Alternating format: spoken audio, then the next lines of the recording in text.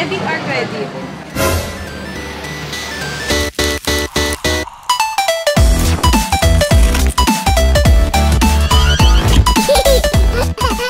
Baba. No ceiling when we're in our zone. I got that sunshine in my pocket, got that good song in my feet, feel that hot blood in my body when it drops. Ooh, I can't take my eyes above it, moving so phenomenally. You gon' like the way we rock it, so don't stop.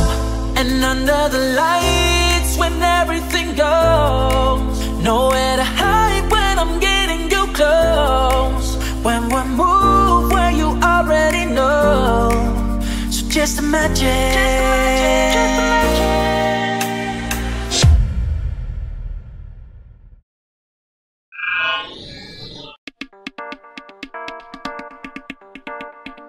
Ang JP organization ay simula sa kanyang mother organization na Philippine Institute of Certified Public Accountants o ang PICPA noong November 1929. So ito ang mother organization na nagbigay ng iba't ibang objectives sa JPIA upang maging maayos at enhance ang standards sa mga accounting students ng panahon iyon. So umpisa na objectives ng JPIA organization is to promote and maintain high standards and ethical standards among the accountants. And second, to advance the science of accounting and to encourage cordial relations in those in the accountancy profession. Ang JPIA ay nag-start noong 2011 at ang unang naging presidente nito ay si Ate Maricar Atanasio at sinundan nito ni Kuya Jansel Tawat. Ang pangatlo naman dito ay si Ate Arlene Chodoro at sinundan nito ni Kuya Isaac Reyes na ngayon ay kasalukuyang BSA 41. Panglimang presidente naman ay si Ate Julian Mina na siyang BSA 31 ngayon at ang kasalukuyang presidente na si Moses Fidelio. We have a weighing scale, that means certainty and balance. Then next we have star and flag of the Philippines, meaning excellence of the Filipinos.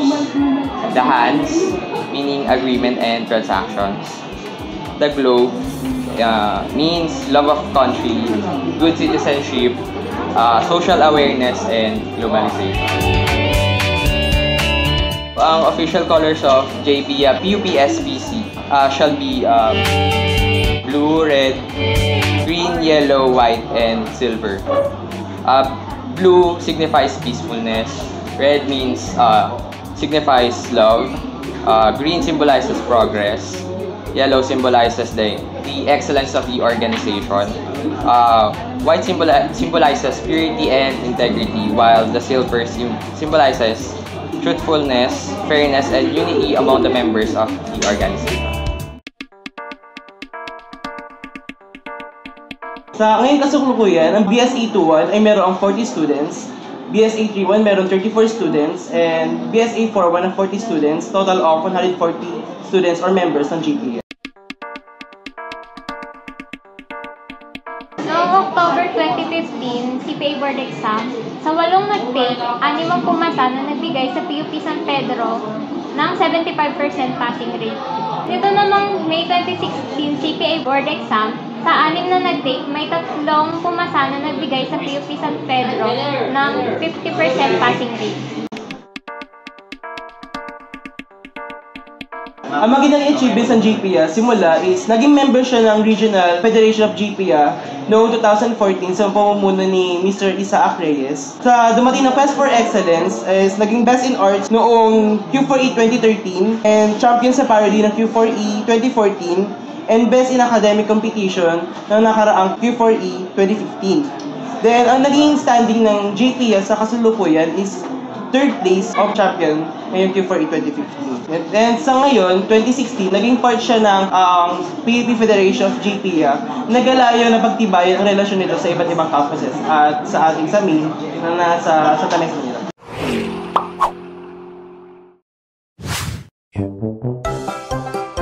Debit. Debit. Debit. Sige po. Debit po.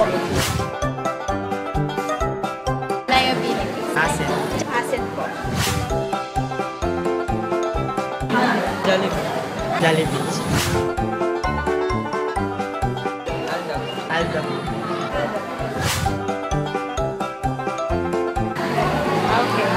Meron. Naniniwala na ako sa forever. Wala.